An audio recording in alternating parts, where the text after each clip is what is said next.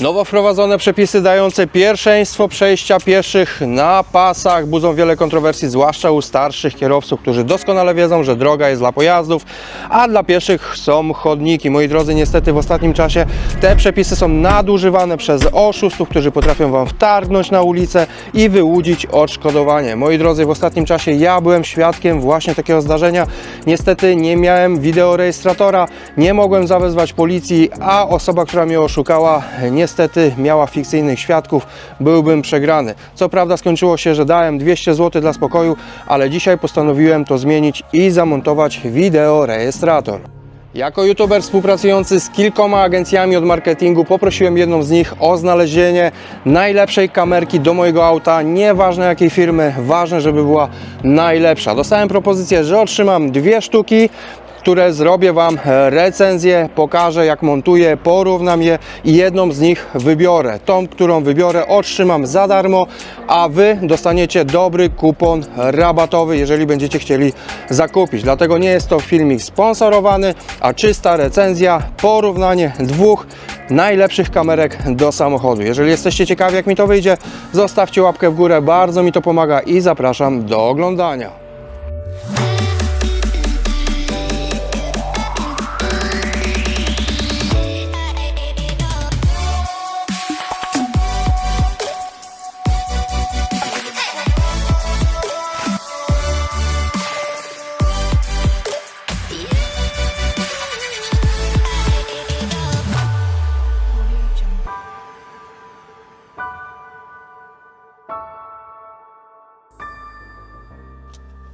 Ten materiał powinien być dla Was szczególnie przydatny, ponieważ nie jest nagrywany przez youtubera, który recenzuje każdego dnia jakąś elektronikę, ale przez zwykłego kierowcę takiego jak Wy, kierowcę, który ma już prawo jazdy 22 lata. No i powiem Wam, że przez te całe 22 lata jedyny raz miałem stłuczkę i to taką, że zahaczyłem, zarysowałem w drugim aucie lusterko. No i najgorsze jest to, że to auto również było moje, bo to się wydarzyło na moim podwórku. Chwila nieuwagi. Taki jestem kierowca. Natomiast tak jak wspomniałem, nie będę Wam recenzował wielkich szczegółów. Jeżeli któreś z kamer, które Wam pokażę, posiadacie, napiszcie w komentarzach, jakie macie doświadczenia na ten temat, a być może osoby, które nie znajdą w tym materiale odpowiedzi na swoje pytania, będą mogły skorzystać z Waszych komentarzy. Słuchajcie, pierwszą kamerką, jaką dzisiaj Wam pokażę, jest to kamerka firmy DJI Z60 Pro. Są to marki mało znane w Polsce, ale bardzo popularne na świecie. Ja bynajmniej tych marek nie znam. Wiadomo, mamy jakie mamy. Druga kamerka jest również firmy Vifo, tak się czyta, Viofo A229 Plus. No i to są te 2 kamerki, które dzisiaj Wam pokażę. Ponoć są genialne w swoim użytkowaniu. Dodam, że do pierwszej kamerki jeszcze tej mamy tutaj na wierzchu, słuchajcie, kartę SIM, najprawdopodobniej do GPS-a. Mamy dodatkowo tutaj kartę pamięci. Ile ona ma? Żeby Was nie oszukać, 64 GB oraz dodatkowe takie pudełeczko i tu kabelki jakieś, ale to za chwilę do tego przejdziemy. Dobra, może wyłóżmy to na stole i zróbmy sobie po prostu taki tradycyjny unboxing. No dobra, kawusia w rękę i popatrzmy, co jest w tych wszystkich moich pudełeczkach. Za pudełka 2 kamerki, 2 zestawy bardzo wysoko oceniane przez różnych youtuberów. Pierwsze co, otworzymy sobie kamerkę firmy DDPay, bo tak się prawidłowo czyta, przed chwilą spojrzałem w internecie, DDPay Z60 Pro. No i to jest kamerka, która średnio kosztuje w tym oto wzbogaconym zestawie 700 parę złotych. Ta kamerka jest średnio 140 zł droższa. Możemy kupić tą kamerkę w 2 zestawach, czyli jako sama kamerka w tym pudełeczku, ale możemy również zakupić ją w wersji właśnie takiej rozszerzonej za nieco ponad 700, a w wersji rozszerzonej mamy, zacznijmy od tego przewodu. Jest to przewód, który możemy sobie podłączyć bezpośrednio do akumulatora samochodu kamerkę. Zasilanie niezależne, nie z kluczyka, ale właśnie do akumulatora. To jest bardzo przydatna funkcja przy asystencie parkowania. Mamy tutaj w zestawie dodatkowy lokalizator, słuchajcie, GPS. Bardzo dobra rzecz, dlatego że możemy sobie prześledzić trajektorię jazdy. Jeżeli mamy oczywiście kierowców, mamy firmę transportową, możemy oczywiście śledzić ich ruch, możemy na bieżąco zdalnie patrzeć, jak wygląda kolizja, co się dzieje po kolizji. No lepiej, żeby tej kolizji nie było. Dlatego w zestawie również mamy, słuchajcie, kartę SIM. No i oczywiście mamy dołożoną jeszcze kartę pamięci 128 GB, mimo że już 32 GB w samą kamerę wbudowane są. Ale na wypadek, gdyby coś się stało z pamięcią na karcie SD, jeszcze tak pamięć w środku powinna nam pomóc. No powiem Wam szczerze, pudełeczko premium, nie ma co ukrywać, bardzo dla mnie jest podobne do mojego telefonu komórkowego. Ja jestem zwolennikiem Samsunga, no i to oni zawsze takie pudełeczka premium mają. Zdejmijmy sobie pierw główne opakowanie, no i kamerka składa się, jak widzicie, z 3 niezależnych pudełek. W pierwszym głównym pudełku zapewne będzie, zaraz mi upadnie, zapewne będzie kamera. Tak więc znowu wyciągamy. No powiem Wam szczerze, przyzwoite pudełeczko. Jeżeli ktoś lubi kupować coś z estetyką, mamy wyraźnie podkreślone, że jest 4K Ultra HD. Otwieramy. No i mamy pierwsze co? Kopertę, może jakieś dolary są.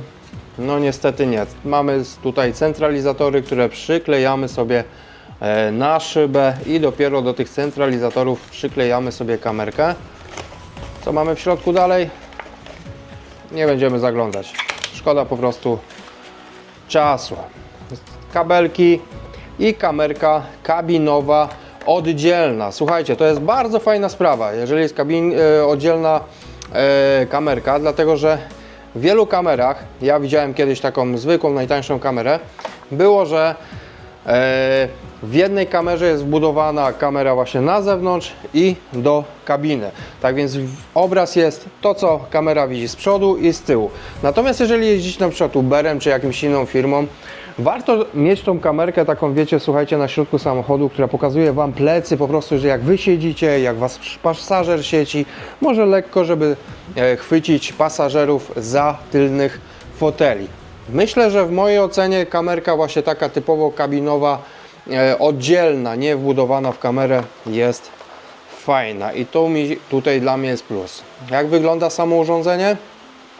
Bardzo takie schludne, powiem Wam, bardzo schludne, spoko. Wejście, słuchajcie, na kamerę, na kartę, przepraszam, USB typu C do przyklejenia do szyby.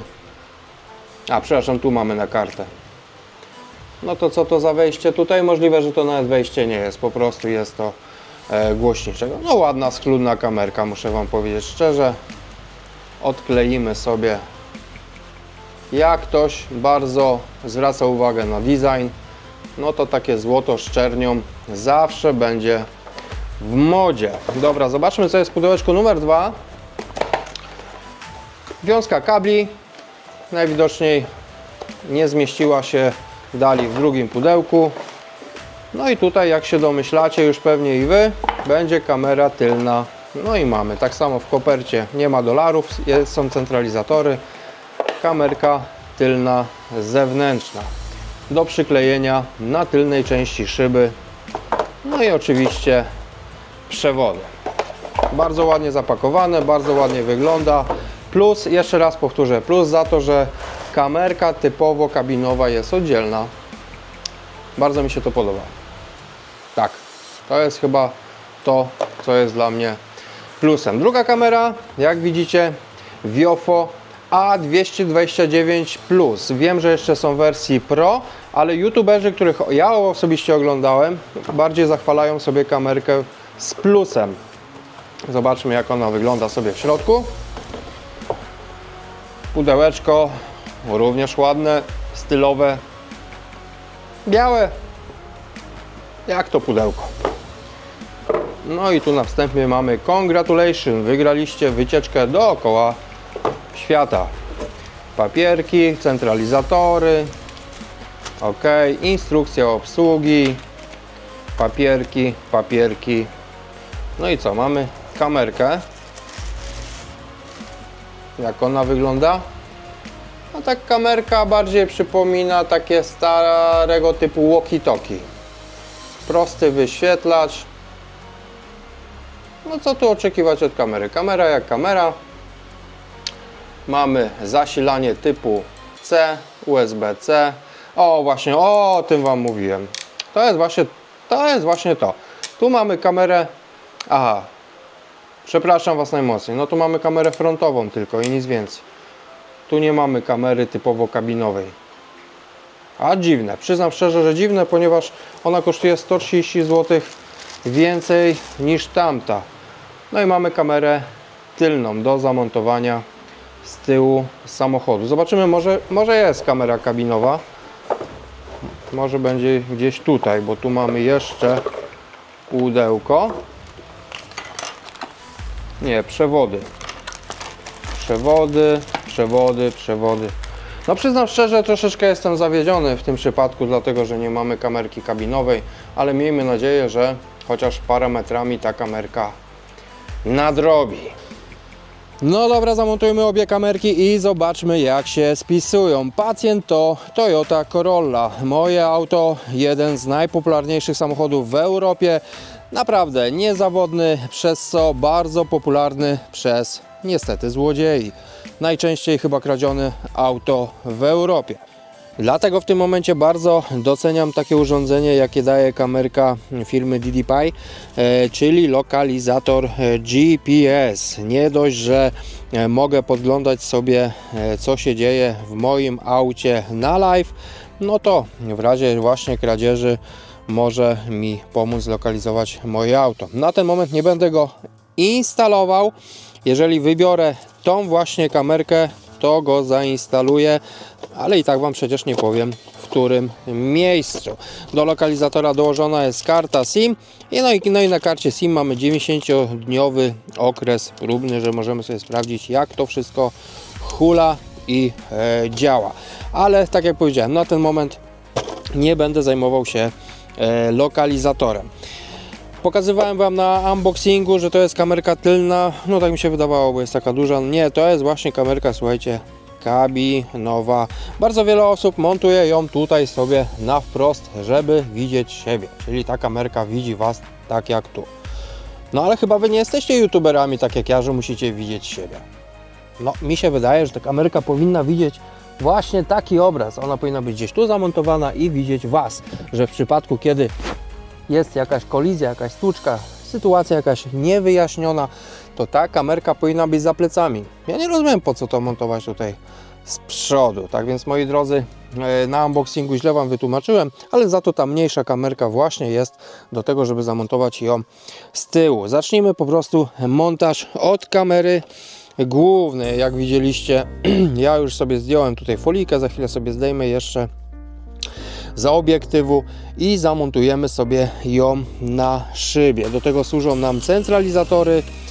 Bierzemy sobie taki jeden centralizator, oczywiście rąk mi zaraz braknie, muszę go odkleić, ładnie szybkę sobie odtłuścić, naklejam jeden taki centralizator, nie wiem, czy będziecie go widzieć dobrze na kamerze, naklejam na szybę i do niego dopiero doklejam kamerę, zdejmując tą oto folikę.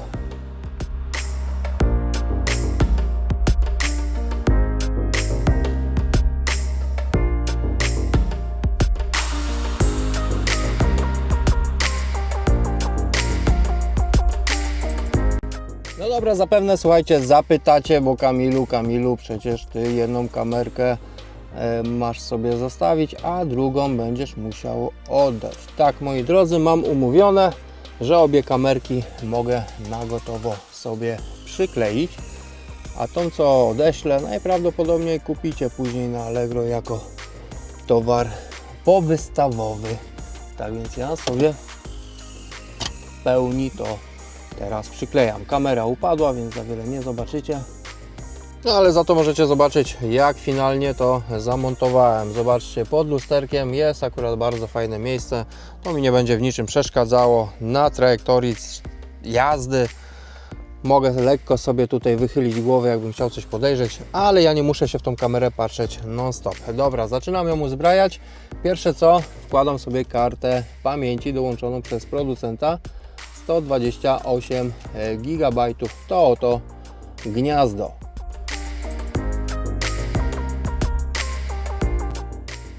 Karta na swoim miejscu, więc biorę sobie pierwszy przewód USB typu C i podłączam zasilanie z tej strony, pyk, no i co? Później sobie to przerzucę wszystko poza tapicerką, no i szukam w tym aucie jakiegoś USB. Ok, musiałem się przestawić, bo wyszło ostre słońce i nie dało nagrywać. Teraz po włączeniu zapłonu powinno dać napięcie na kamerkę, a kamerka powinna się uruchomić, więc ok, nie uruchomiła się, bo ja ruszyłem kabelkiem, moja wina, przepraszam, zrobimy to jeszcze raz.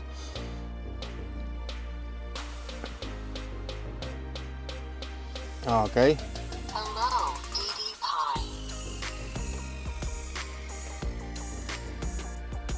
No dobra, mamy pierw opcję do ustawienia języka.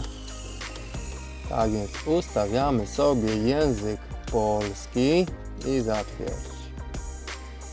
Ustaw datę. Na razie nie będę ustawiał daty. Jeśli zakupiłeś 4G Cloudbox, możesz korzystać z funkcji związanych z 4G. OK. Ale jeszcze nie w tym momencie. Podręcznik został zakończony. Jeśli potrzebujesz podglądu, ustawienia, więcej, pomoc. Na razie nie ustawiam wszystkich ustawień. Mamy kamerkę. Zabieram się za podłączenie kamerki tej właśnie tutaj wewnętrznej. Tak jak wcześniej wspomniałem, wiele osób nagrywa się w ten sposób. Ja tego nie chcę. Jeżeli źle myślę, poprawcie mnie, napiszcie w komentarzach. Ja uważam, że ten obraz powinien być właśnie mniej więcej tak, żeby było widać z tyłu, ewentualnie tych, co z tyłu nam rozrabiają, też warto byłoby nagrać. No może z frontu też byłoby to nie głupie. No nie wiem. A może zamontować z frontu? Ok, kamerka kabinowa wylądowała z tyłu na szybie. No i możecie sobie zobaczyć na wideorejestratorze po kliknięciu funkcji tutaj tym przyciskiem mamy widok z tyłu, z przodu, z tyłu. No i nie wiem, możecie mówić co chcecie. Ja uważam, że nie mam potrzeby oglądania swojej twarzy. Dla mnie jest bardzo ważne, żeby kamerka widziała to, czego oczy nie widzą. Czyli zobaczcie, mamy boczne szyby. Gdyby coś mnie uderzyło z jednego boku, gdyby coś mnie chciało uderzyć z drugiego boku, a czegoś by front nie zarejestrował, mam właśnie z tyłu taki podgląd. I to jest chyba dla mnie bardzo istotne. Dobra, montuję, słuchajcie, kamerkę numer 3, czyli to jest ostatnia kamerka, typowo tylna, która będziemy nią widzieć wszystko to, co dzieje się z tyłu. A żeby zamontować tylną kamerkę, wystarczy wpiąć złącze typu jack, a po zamontowaniu kamerki na tylnej szybie wystarczy połączyć ze sobą konektory przewodów. No i w ten oto prosty sposób, poza przewodami, które na razie idą mi luzem w aucie, mam podłączone wszystkie kamerki. Tak więc tu mamy tylną, to co widzimy obraz z tyłu, tu mamy właśnie tą kabinową i mamy front. Fajnie, prosty, szybki, skuteczny montaż. Zabieram się za zamontowanie kamerki numer 2. Żeby nie wydłużać zbędnie tego filmiku, kamerkę numer 2 montuje się po prostu podobnie. Kamerka Viofo również ma, zobaczcie, centralizatory, czyli takie szybki, zapasowe, słuchajcie, naklejki, gdyby coś nie wyszło, kable, przewodziki. Tak więc wezmę sobie centralizator i zamontuję tą kamerkę sobie po prostu z boku tej, co tu jest, dla porównania w ten sposób. Poczekajcie, bo tu jest taśma. Ja szybę. A dlaczego tej kamerki nie mogę mieć tak? kurczę. No przyznam szczerze, nie chcę faworyzować tu żadnej kamerki, ale przyznam szczerze, to jest chyba troszeczkę głupie. Zobaczcie, jak ktoś ma krzywą szybę, tak jak ja, no to ta kamerka może jest w taki sposób, że ten cały obraz idzie w dół. Nie jest tak jak w kamerce numer 1. No nic, no tak w takim bądź razie musimy to zamontować, chociaż przyznam szczerze, patrząc się na to, może zrobię to tak, zobaczcie, trochę takie uciążliwe jest, żeby patrzeć na obraz się w ten sposób. No, trochę słabo, ale cały czas powtarzam, może nadrobi jakością. Zamontuję to i pokażę Wam, jak to wyszło.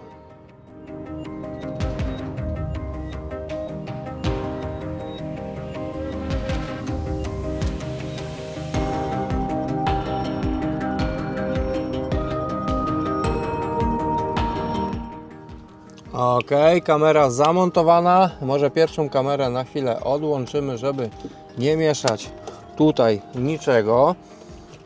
Tak więc uruchomimy sobie zapłon.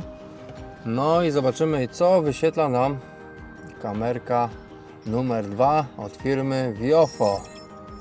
Nie wiem, czy coś będziecie widzieć, a może ja tak wezmę, bo powiem Wam szczerze, no nie no, kurde, słabe to jest. Widzicie tą kamerę? Ja muszę się tak na nią patrzeć. Halo, dzień dobry. Może tu jakaś podstawka do niej jest. No powiem Wam, kamera droższa średnio 130 zł od pierwszej. I jeszcze jedna rzecz mnie interesuje. Ja tu nie widzę, słuchajcie, karty pamięci. Jeżeli jej nie znajdę, to będę musiał zaraz... No nie ma. Ej! Dobra, spójrzmy się, co tu mamy, co tu się wyświetla. Ja może zrobię tak i podniosę trochę obraz, o, żebyście coś widzieli. Może nawet go powiększę. Dobra, czyli co? Wybieramy sobie język. Szukamy naszego wspaniałego języka, który to język polski. Ok, czyli to jest ok. Dobra, strefa czasowa nie będziemy ustawiać. Tak samo jak w kamerze numer 1.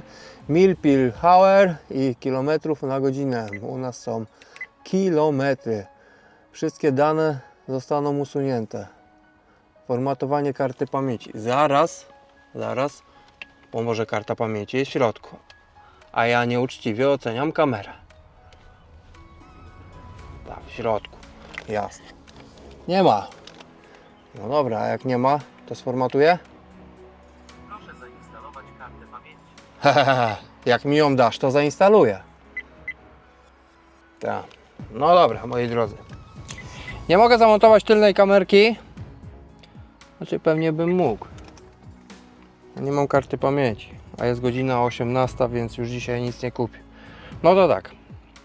Kamera marki Viofo w porównaniu do kamery pierwszej DDP-AI ma u mnie wielkiego minusa, bo nie dali karty pamięci, a ja nie wiedziałem, że muszę ją dokupić. Nie dość, że kamera droższa 130 zł, to jeszcze muszę teraz zainwestować jakąś kasę w kartę pamięci. No ale dobra, czego się nie robi dla takiego testu.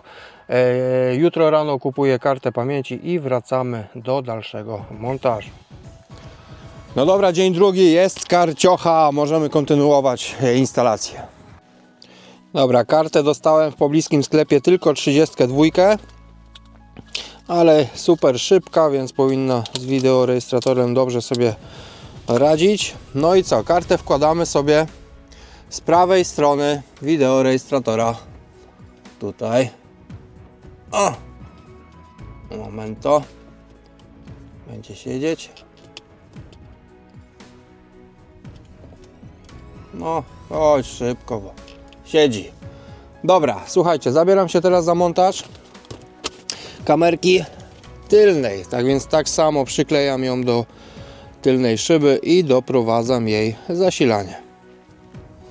No dobra, zanim podłączę tylną kamerkę, widzę kolejną różnicą między kamerką DDP-AI a Viofo. Słuchajcie, w kamerce numer 1 mamy kabelek zasilania, jak widzicie, który sobie podłączyłem tutaj do zapalniczki, a kamerkę z tyłu podłączyłem sobie, słuchajcie, do zapalniczki, która znajduje się w bagażniku.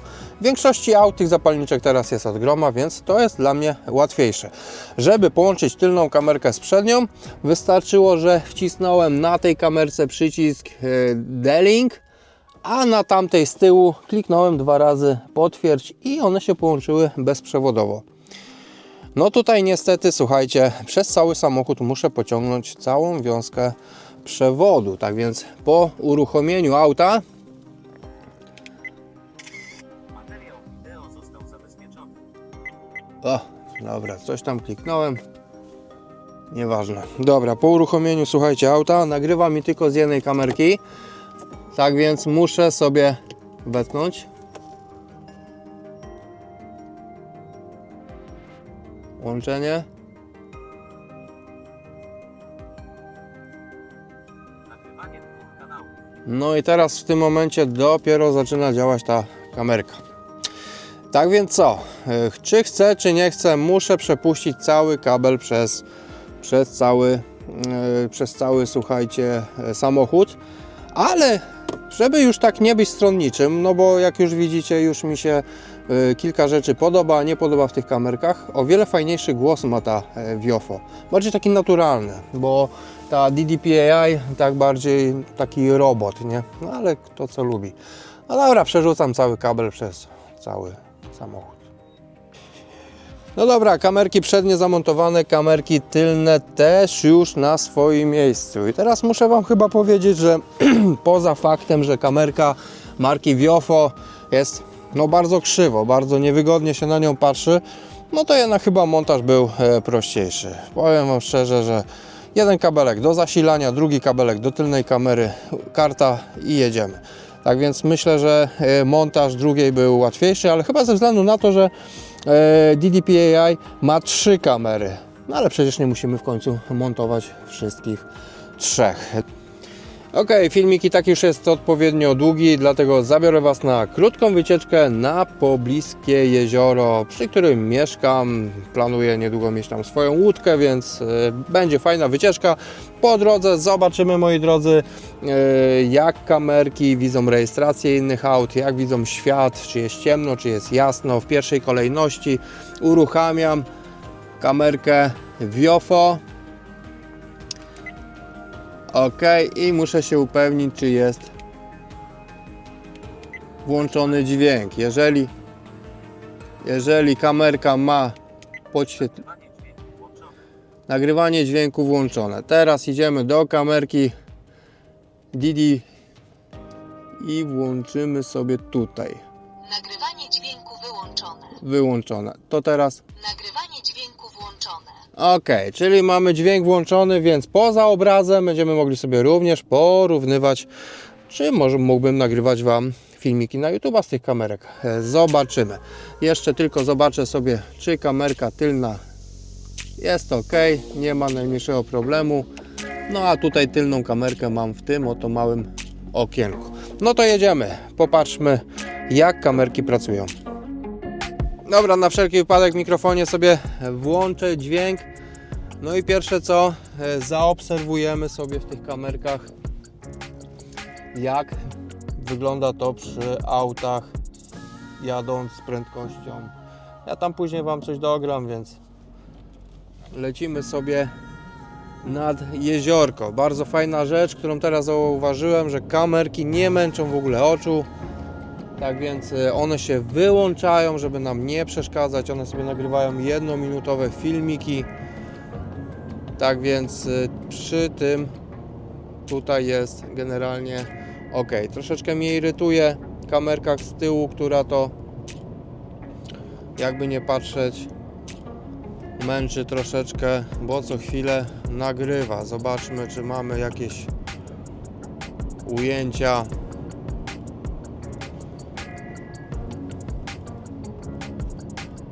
Weźmiemy sobie tutaj, przejedziemy. No to wszystko i tak Wam później jakoś skomentuję. Więc myślę, że i tak będzie dosyć fajnie.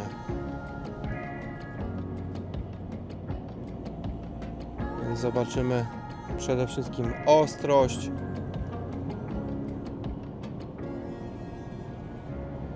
Zobaczymy, jak trzęsą te kamereczki. Jest tak po kolei. Dobra.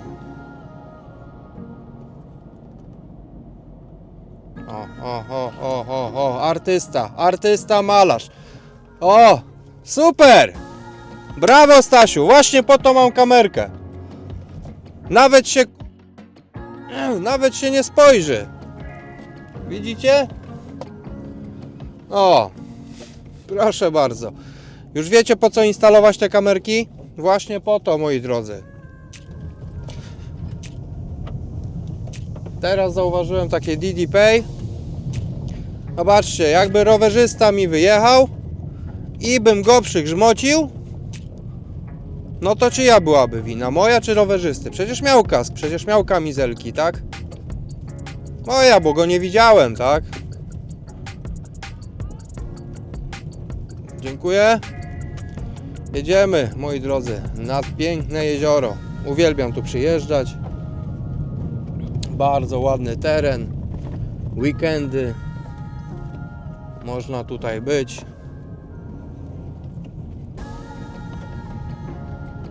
No i zobaczcie, jak jest tu pięknie. Aż jestem ciekawy, jak kamerka moja... Aż jestem ciekawy, jak moja kamerka odzoruje ten dźwięk. Oczywiście nie powstrzymam się, żeby nie wziąć swojej drugiej kamerki.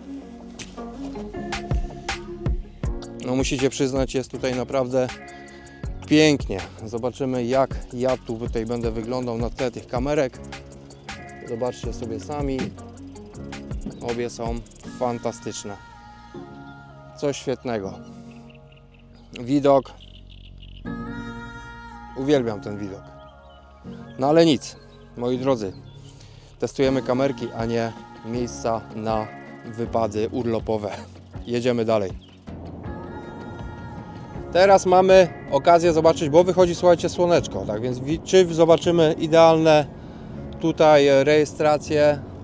Zaraz będziemy wiedzieć.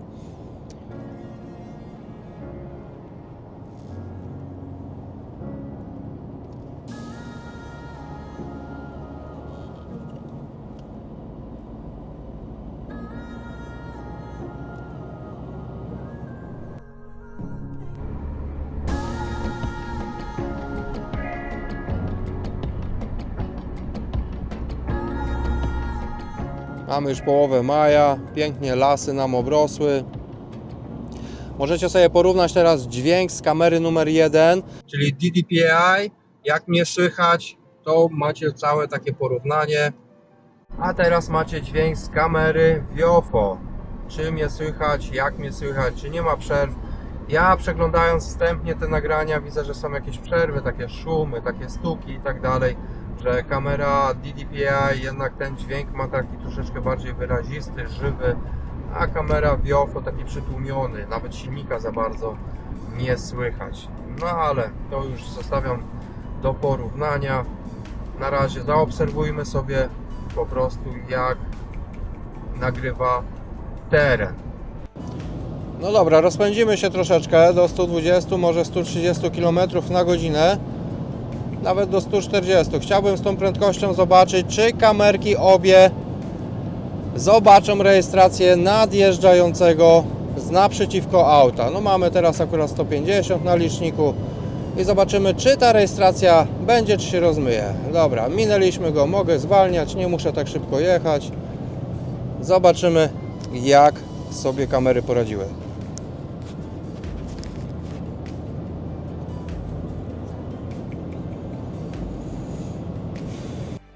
No dobra, jesteśmy w domu, mogę autko wyłączyć, powyjmować. Wszystkie kamerki się wyłączały, powyjmować karty z nich i możemy sobie wspólnie zrobić podsumowanie obu urządzeń. No dobra, moi drodzy, żeśmy sobie pojeździli, zabrałem Was nad wodę, żeby nie było, w maju. Słuchajcie, ja już wiem, która kamerka zostanie u mnie, ale tak jak powiedziałem, nie będzie to, słuchajcie, jakiś taki wielce test takiego youtubera, który się zajmuje specyfikacją typu, że ta ma 4K, ta ma 3K, ta Full HD, ta HDMI, to obie mają, słuchajcie, kamery mimo wszystko swoje aplikacje, dostęp przez aplikacje do kamer i tak dalej.